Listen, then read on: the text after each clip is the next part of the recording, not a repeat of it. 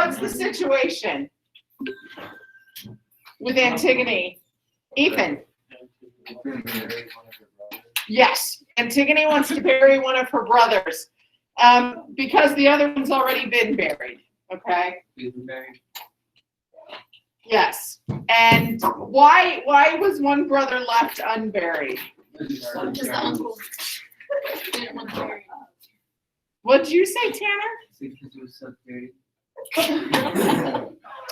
Tanner, what have we said about how you talk about things? What do you mean? What are you talking about, Matan? You know exactly what I'm talking about. So Okay, Ethan, tell us.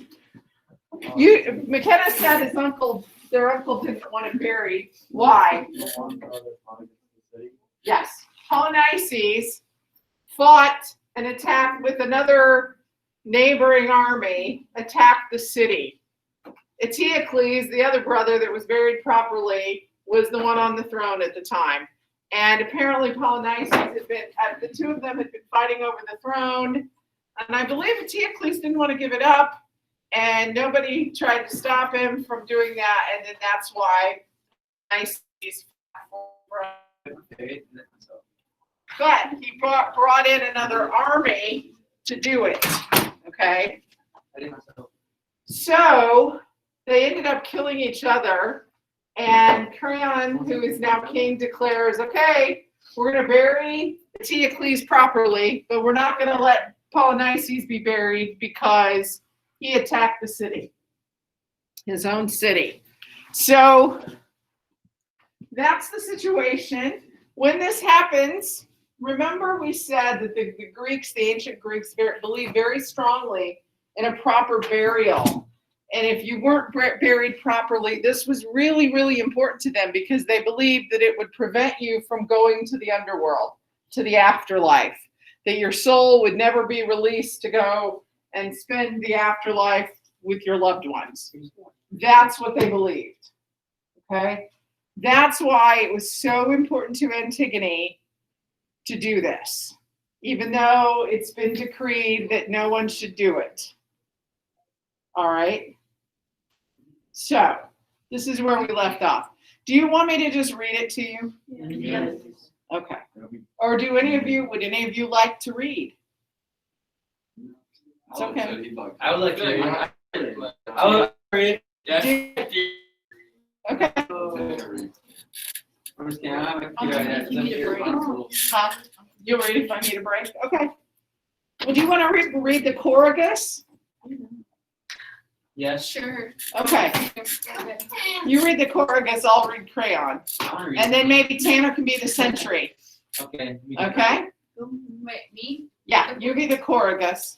But now at last our new king is coming. Corrigan of the Thebes, Creon of Thebes. Creon of Thebes, Menoicus' son. Menoicus' son, and in this Auspicious, yeah. dawn of his region, what are the new complexities that shifting fate has woven for him? What is the counsel? Why is he summoned the old men to hear? Okay, so the Choragus was a council of, it was the chorus, it was the council of men. They were usually the elder statesmen of the city, is how they were often portrayed in these plays. And they would be commenting on what has happened and speculating on why and what might happen in the future. Okay, so they called him Creon of Thebes, Menoicus' son. And auspicious means favorable, good fortune.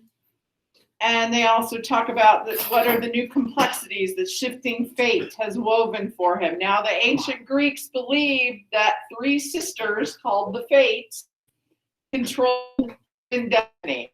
That's what they're referring to. That's why it's capitalized. And the first sister was said to spin the thread of human life. The second decided its length, and the third cut it. So one would spin the thread of human life. We're on scene 1, Tanner. Not too far into it. I'm in a book. You are doing it on the Antigone text. Okay. So The second sister decided how long your life was going to be, how long that thread of your life would be, and then the third sister ended it by cutting it. Okay, that's how long your life is. So they believed in destiny. Okay, so they're like, why has he summoned all of us? Why does he want to hear these old men? They're talking about themselves. So Crayon enters the palace. He addresses the chorus from the top step. And Crayon was a very proud man, you're going to learn. All right. Do you have a question, or you just? I thought Logan had to go to the bathroom. I had to go too. Okay, you're gonna have to wait. He goes first, and then you. Okay. So here's Crayon, the new king of Thebes. Okay, gentlemen, I have the honor to inform you that our ship of state, which recent storms have threatened to destroy, has come safely to harbor at last. Ship of state, it says that it's comparing a nation to a ship sailing, okay?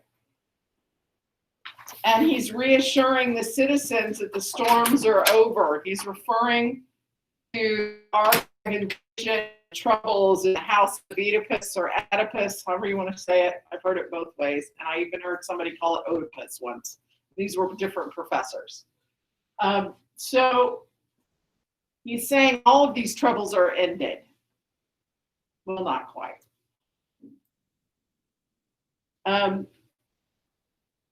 Guided by the merciful wisdom of heaven, I have summoned you here this morning because I know that I can depend on you. Your devotion to King Laius was absolute. You never hesitated in your duty to our late ruler Oedipus. And when Oedipus died, your loyalty was transferred to his children. Unfortunately, as you know, his two sons, the princes Eteocles and Polynices, have killed each other in battle. And I, as the next in blood, have succeeded to the full power of the throne. I am aware, of course, that no ruler can expect complete loyalty from his subjects until he has been tested in office. Nevertheless, I say to you at the very outset that I have nothing but contempt for the kind of governor who is afraid, for whatever reason, to follow the course that he knows is best for the state. And as for the man who sets private friendship above the public welfare, I have no use for him either. I call God to witness that if I saw my country headed for ruin, I should not be afraid to speak out plainly. And I need hardly remind you that I would never have any dealings with an enemy of the people. No one values friendship more highly than I. But we must remember that friends made at the risk of wrecking our ship are not real friends at all. Okay, so he's again referring to their city as a ship.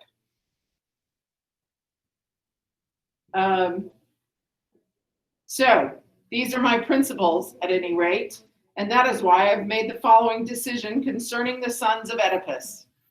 Eteocles, who died as a man should die fighting for his country, is to be buried with full military honors, with all the ceremony that is usual when the greatest heroes die. But his brother Polynices, who broke his exile to come back with fire and sword against his native city and the shrines of his father's gods, whose one idea was to spill the blood of his blood and sell his own people into slavery. Polynices, I say, is to have no burial. No man is to touch him or say the least prayer for him. He shall lie on the plain, unburied, and the birds and the scavenger dogs can do with him whatever they like. This is my command, and you can see the wisdom behind it. As long as I am king, no traitor is going to be honored with the loyal man. But whoever shows by word and deed that he is on the side of the state, he shall have my respect while he is living, and my reverence when he is dead. If that is your will, Creon, son of Menasses, you have the right to enforce it. We are yours. That is my will. Take care that you do your part. We are old men, let the younger ones carry it out. I do not mean that. The sentries have been appointed. Then what is it that you would have us do? You will give no support to whoever breaks this law. Only a crazy man is in love with death. And death it is, yet money talks, and the wisest have sometimes been known to count a few coins too many. So guys, what does loyalty mean to Crayon? If he's not loyal, if somebody's not loyal, they don't deserve to live. Yeah, I mean, that's part of it. He wants absolute obedience to the laws he is setting down. Obedience to him and to the laws that he's setting down. And he also makes this comment. He says, "In death, yet money talks, and the wisest have sometimes been known to count a few coins too many." So we ask, he seems to be setting up a situation because he thinks that someone will try to bury Polynices. Okay, he set this law up, but he's also saying, I want your absolute loyalty that you will not support someone in this. So he's making it suggested that he's believing that somebody might be tempted to bury him. Why might he think that? And who does he think will probably try to bury him? Any ideas? Well, I think sister will try to bury him. And he might think that some others who might have been loyal to Polynices, because remember, Polynices shared half the throne. They would go back and forth. Okay? Hey guys, stay off our phones, please. So he's kind of setting this up as, yeah, he's leading us to believe that he believes somebody will try to bury him. Okay? So that's why he's being so adamant about, hey, I need your loyalty. I don't want you to. Okay, Landon, you can go fill out that pass. Okay. My feet are up. All right. So, Yeah, totally, bro. okay. Tanner, you said you'd read the sentry? Oh. The sentry enters. He says, I'll not say that I'm out of What breath. line is it? I'll not say that I'm out of breath. Line 63, 61. I think.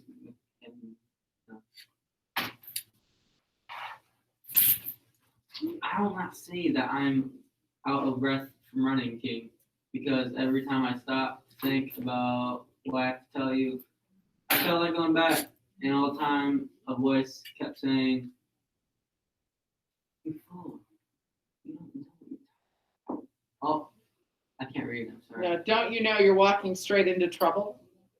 Yeah, that. Yeah. And then another voice says, "Yes, but if you let somebody else get the news to Creon first, it will be even worse than that for you." But good sense won out. At least I hope it was good sense. And here I am with a story that makes no sense at all. But I'll tell it anyway, anyhow. Because as they say, what's going to happen is going to happen. And Come to the point. What have you to say? I did not do it. I did not see who did it. You must not punish me for what someone else has done. A comprehensive defense. And comprehensive means including nearly everything, large in scope. So this sentry has shown up out of breath. He's been running. He's like, and then he kind of does this convoluted, well, I didn't really want to have to come and tell you this, but I realized I have to come and tell you this because if somebody else tells you, I'm going to be in a lot of trouble. And that's why crayons. And then he says, but I want you to know I didn't do it. Okay. And so he says, more effective perhaps if I knew its purpose. Come, what is it? A dreadful thing. I don't know how to put it. Out with it. Well then, the dead man. Polynices. And he pauses. The sentry is overcome, fumbles for words. Creon waits impassively, it says. New dust on us. Well, he's out there. Someone. Then say the last line, new dust. New dust on the slimy flesh. Okay. Imagine that, guys. He describes it as new dust on the slimy flesh. Okay, because this is a body that's been sitting out there dead. Bodies get gross and slimy when they are dead. Okay. He pauses. There's no sign from Creon. Someone has given it burial that way and gone. There's a long pause, and Crayon finally speaks with deadly control. So he is speaking with deadly control. He listened to this impassively. Guys, he's listening to the body of his nephew being described as a slimy body. Okay? And he's not showing any emotion. And the man who dared to do this, Do not know. You must believe me. Listen, the ground was dry, not a sign of digging. No, not a wheel track in the dust. No trace of anyone. It was when they relieved us this morning, and one of them, the corporal pointed to it. There was the strangest. I read that? Yeah. The body just mounded over with light dust, you see, not buried really, but as if they covered it just enough for the ghost's peace. And no sign of dogs or any wild animal that had been there. And then what a scene there was, every man of us accusing the other. We all proved the other man did it. We all had proof that we could not have done it. We were ready to take hot iron in our hands, walk through fires, swear by all the gods. It was not I. I do not know who it was, but it was not I. Okay, let me ask you this. What makes the Sentries so willing to betray each other? Why would they swear, I didn't do it? It must have been you. It had to be you. Why would they say that? What are they afraid of? They didn't want Creon. Yeah, they know that Creon would kill them, probably. So how is Creon leading at this point? What kind of a leader? Great. What? And he's leading with fear. Yeah, he's making them afraid.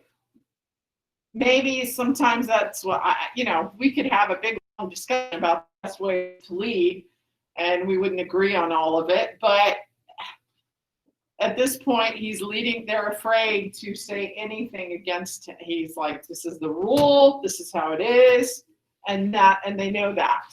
Okay. All right, so Creon's rage has been mounting steadily, but the sentry is too intent upon his story to notice it. And then when this came to nothing, someone said a thing that silenced us all and made us stare. Down at the ground, who had to be told the news, and one of us had to do it. We threw the dice, and bad luck fell to me. So here I am, no happier to be here than you. Nobody likes the man who brings bad news. I've been wondering, King, can it be the gods that have done this? Okay, so the chorus says, can it be the gods? Because remember, they believed very much in the gods, that the gods interfered in human lives. And so in their understanding of the gods, if the gods wanted Polynices buried, then they would make sure Polynices was buried. And remember, the sentry says he wasn't actually buried. There wasn't any ground dug up or anything, but he was covered in dust, almost like a dust storm blew it on him. And just that little bit would be enough to send his spirit, his ghost, into the afterworld. Okay. The chorus is taking on a role of logic. Now, it may not seem logical to us to say, well, the gods did this, because, we're in the modern era, we don't tend to think that way.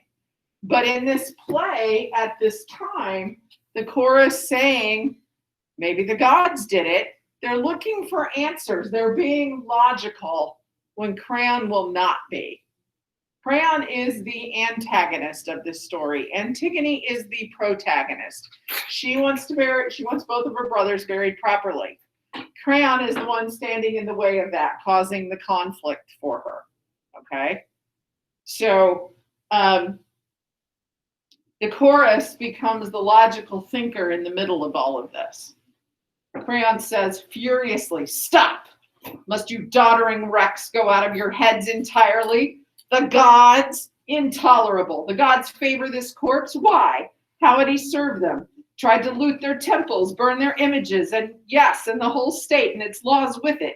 Is it your senile opinion that the gods who love to honor bad men a pious thought.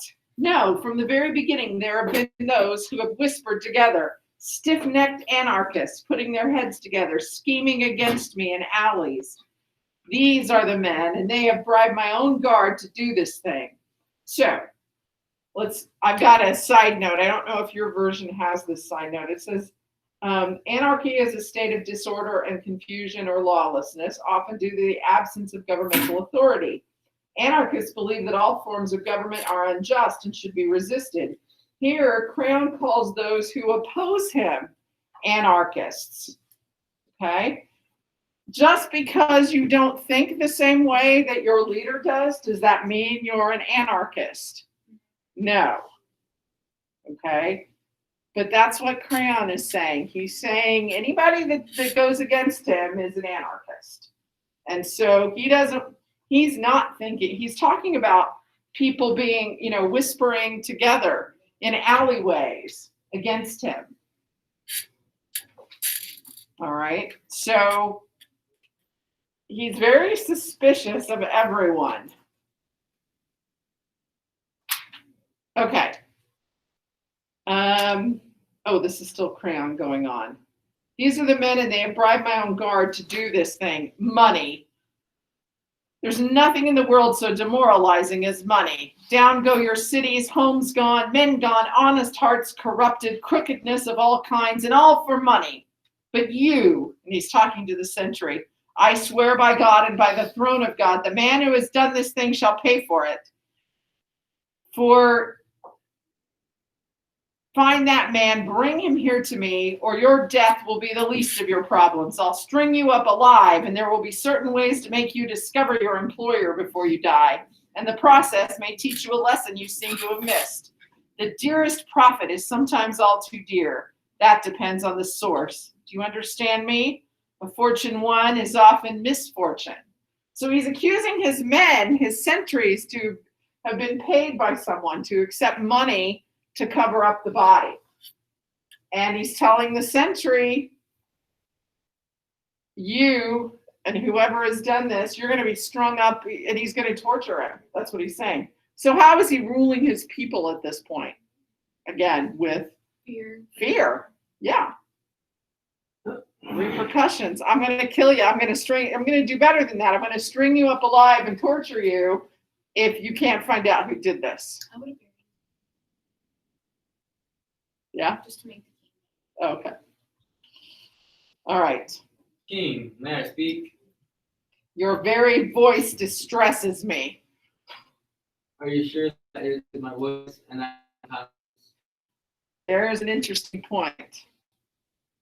Are you sure it's not my voice distressing you, but your own conscience distressing you? Because up until this point, Crayon was always thought of as a pretty fair man.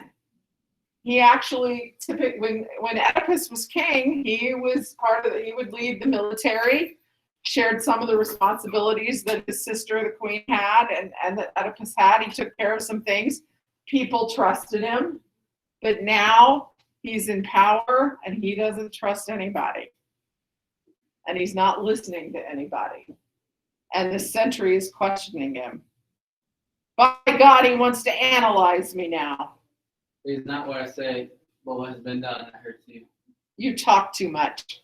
Maybe, but I have done nothing. Sold your soul for some silver. That's all you've done. How dreadful it is when the right judge judges wrong. Okay.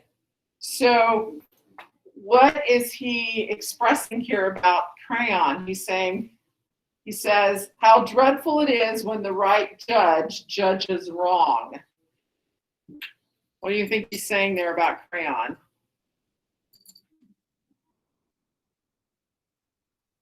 He's in charge. He's the right judge.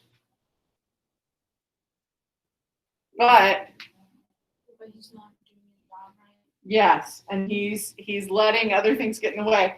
And here's something ironic to me, because I've studied the play Oedipus the King.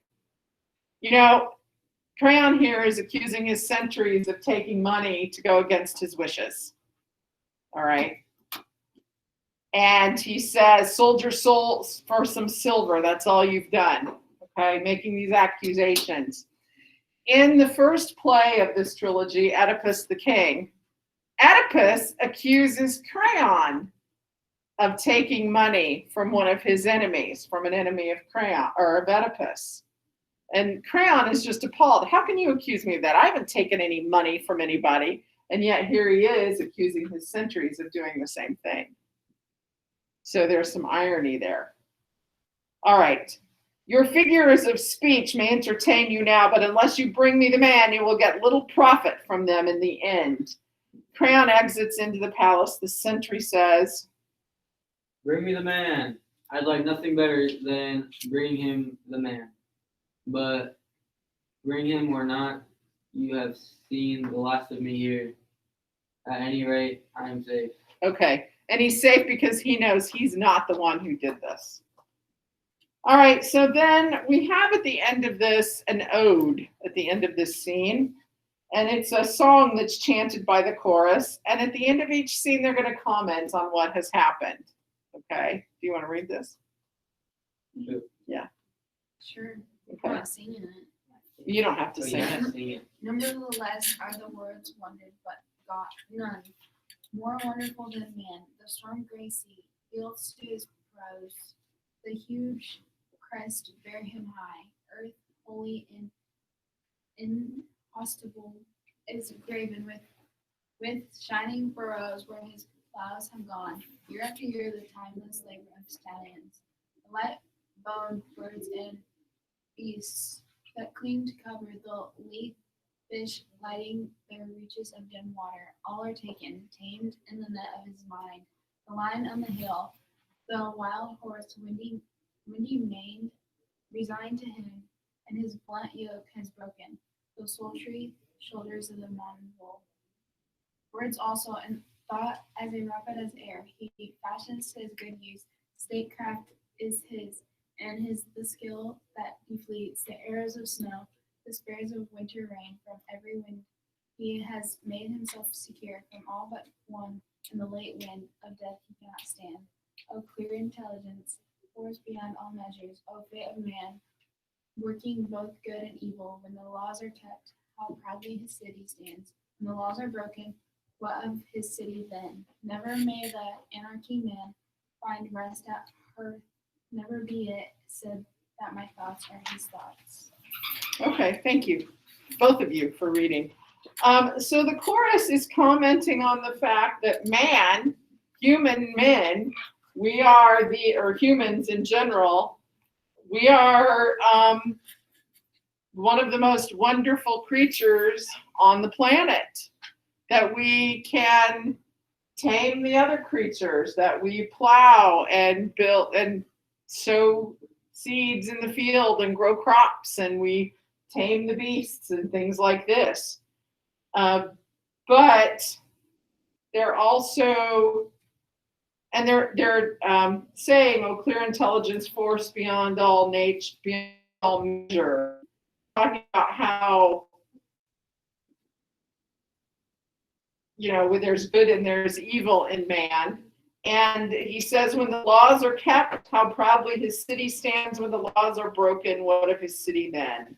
Never may the anarchic man find rest at my heart. Never be it said that my thoughts are his thoughts. So they're just kind of reflecting back a little bit of what Creon has said, that we need laws, we need order, okay? So we have the sentry leading into me. See, we're doing time. 12:57. Okay. What does this mean? Surely the captive woman is the princess. In the beginning, why should she be taken? Here's the one who did it. We caught her in the very act of burying him. Where's Creon? Just coming from the house. And he walks in. What has happened? Why have you come back so soon? Oh, King, a man should never be too sure of anything. I would have sworn that you'd not see me here again. Your anger frightened me so, and the things that you threatened me with. But how could I tell then that I'd be able to solve the case soon? No dice throwing this time. I was only too glad to come. Here is this woman. She is She is the guilty one. We found her trying to bury him. Take her, then question her, judge her as you will. I am through with the whole thing now. I'm glad of it. But this is Antigone. Why have you brought her here? Why is he surprised? I don't know. Because it's the. Well, it's his niece. And She didn't think, she thought she would listen to him. yes, he thought that they would just automatically obey him. He actually had a hand in raising Antigone and Ismene because they were small girls when their father was exiled and their mother had killed herself. Okay. And he did not expect this, and he sees it as a betrayal. She was burying him, I tell you. Is this the truth? I saw her with my own eyes. Can I say more? The details, tell quickly. It was like this. After those terrible threats of you were king, we went back and brushed the dust away from the body. The flesh was so soft by now and stinking. Yeah. So we sat on a hill to windward and kept guard. No napping this time. We kept each other awake, but nothing happened until the white round sun whirled in the center of the round sky over us. Then suddenly, a storm of dust roared up from the earth. I went out. The flame vanished with all its trees. Bless you. In the stinging dark. In this stinging dark, we closed our eyes and endured it. Though the whirlwind lasted a long time, but it passed. And then we looked, and there was Antigone. I had seen a mother bird come back Bless to you us, again. drip nights. Heard her crying bitterly, a broken note or two for the young ones stolen. Just so when this girl found the bare corpse and all her love's work wasted, she wept and cried on heaven to damn the hands that had done this thing. And then she brought more dust and sprinkled wine 3 times for her brother's ghost. We ran and took her at once. She was not afraid, not even when we charged her with what she had done. She denied nothing, and this was a comfort to me. And some uneasiness, for it is a good thing to escape from death. But it was no great pleasure to bring death to a friend. Yet I always say there's nothing so comfortable as your own safe skin. So he's sad that he had to bring Antigone, but he's also happy for himself that he will not be punished for this thing that he did not do.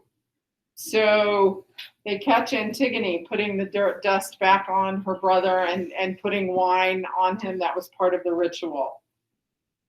And you, Antigone, you with your head hanging, do you confess this thing? Will somebody read Antigone for me? Somebody. I do. I deny nothing. You may go to the sentry. Tell me briefly, had you heard my proclamation touching this matter? It was public. I felt it. And yet you dared defy the law. I dared. It was not God's proclamation, the final justice that rules the world. Below makes no such law. Your etiquette, king, was strong, but all your strength is weakness itself against the immortal, unrecorded laws of God. They are not moral now. They were and shall be.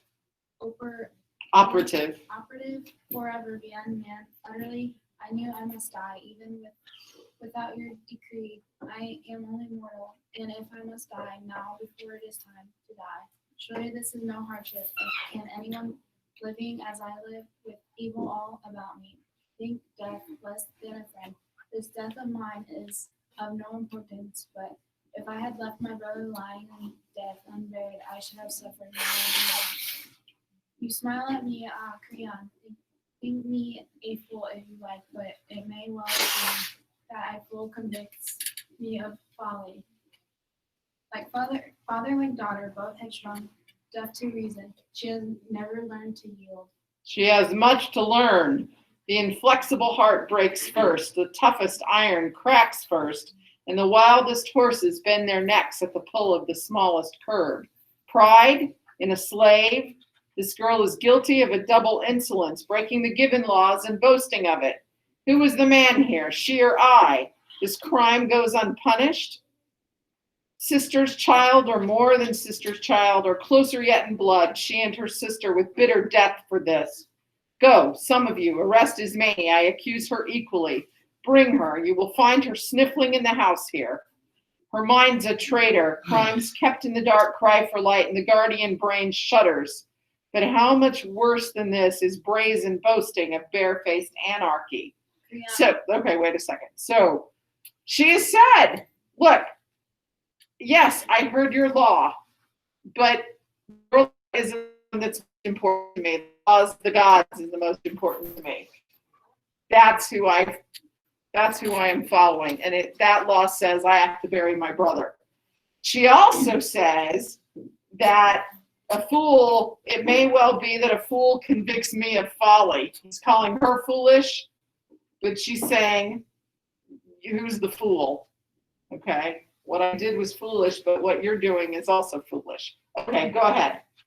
Kriyan, what more do you want than my death? Nothing. That gives me everything.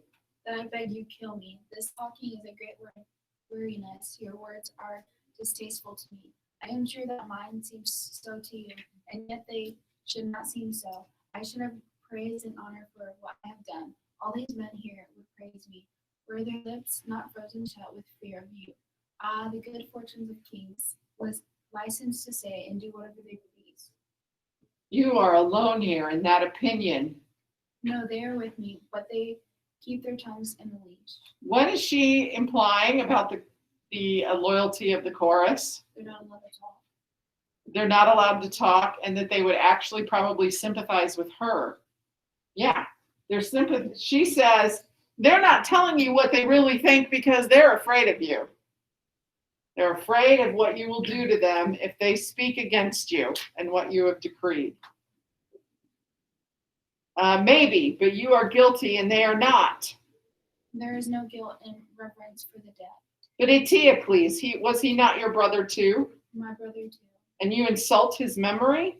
The dead man would not say that I insulted. Were you a traitor as him? His own brother, traitor, not in equal in blood. He made war on his country. Eteocles defended it. Nevertheless, there are honors due all the dead. But not the same for the wicked as for the just. Ah, Kriyan, which of us can say what the gods have hold with you? An enemy is an enemy, even dead. It is my nature to join in love and not hate. Go, join them then. If you must have your love, find it in hell. But see, Ismene comes. Ismene comes, yes. All right, Those- go ahead. Those tears are a sisterly the cloud that shadows her eyes, rains down gently of sorrow. You too, Ismene, snake in my ordered house, sucking my blood stealthily. And all the time I never knew that these two sisters were aiming at my throne. So he's saying that they're doing this because they want him out of power. Now he's just gone over the edge and accusing them of everything. Ismene, do you confess your share in this crime or deny it? Answer me. Oh, yes, if she will let me say so, I am guilty. No, Ismene, you have no right to say so. You would not help me, and I will not have you help me. But now I know what you meant, and I am here to join you, to take my share of punishment. The dead man and the gods who rule the dead know who acts this was. Words are not friends. Do you refuse me, Antigone? I want to die with you. I too have a duty that I must discharge to the dead. You shall not lessen my death by sharing in it. What do I care for life when you are dead? Ask Kriyan, you're always hanging on his opinion. You are laughing at me. Why, Antigone? It's a joyless laughter, Ismene. But can I do nothing? Yes, save yourself. I shall not envy you. There are those who will praise you. I shall have honor too. But we are equally guilty. No more, Ismene. You are alive, but I belong to the dead. Gentlemen, I beg you to observe these girls. One has just now lost her mind. The other, it seems, has never had a mind at all. Grief teaches the steadiest minds to waver, King. Yours certainly did when you assumed guilt with the guilty. But how could I go on living without her? You are. She is already dead. But your own son's bride, now we get to this. Antigone is engaged to Haman, Creon's son. There are places enough for him to push his plow. I want no wicked women for my sons. Oh, dearest Haman, how your father wrongs you. I've had enough of your childish talk of marriage. Do you really intend to steal the girl from your son? No, death will do that for me. Then she must die. You dazzle me, but enough of this talk. You there, take them away and guard them well, for they are but women, and even brave men run when they see death coming. All right, so the chorus says, I'll just read it real quick. Fortunate is the man who has never tasted God's vengeance. Where once the anger of heaven has struck, that house is shaken forever. Damnation rises behind each child like a wave cresting out of the black northeast. When the long darkness under sea roars up and bursts, drumming death upon the wind-whipped sand. I have seen this gathering sorrow from time long past loom upon Oedipus's children.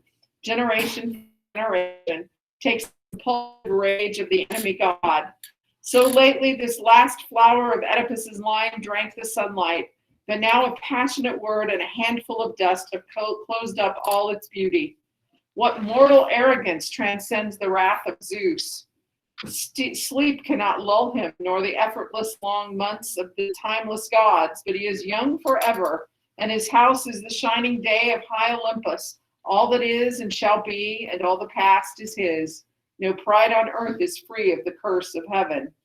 The straying dreams of men may bring them ghosts of joy, but as they drowse, the waking embers burn them, or they walk with fixed eyes as blind men walk. But the ancient wisdom speaks for our own time. Fate works most for woe, with folly's fairest show. Man's little pleasure is the spring of sorrow. So the chorus then is just kind of invoking Zeus and how sorrowful man's life can be, and that Zeus goes on forever. Okay, so Ismene is now going to be locked up with Antigone. And they bring up, so Creon, he is just roaring mad, and he's not going to listen to anybody. He believes his nieces have turned against him. I thought he was the uncle, but she's marrying his son. Oh, yeah. Yeah. Yeah, so it's her cousin that would be marrying. That was actually even in England in the 1800s, you often had first cousins marry. There was no taboo against that. They did not know that. Okay, guys, hey, you have 2 assignments. One's called The Body Must Lie. The other one says Scene 1 and 2 questions. So you need to get those done.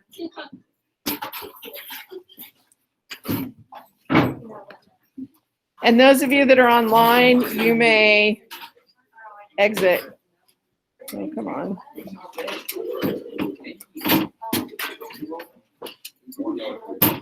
Okay.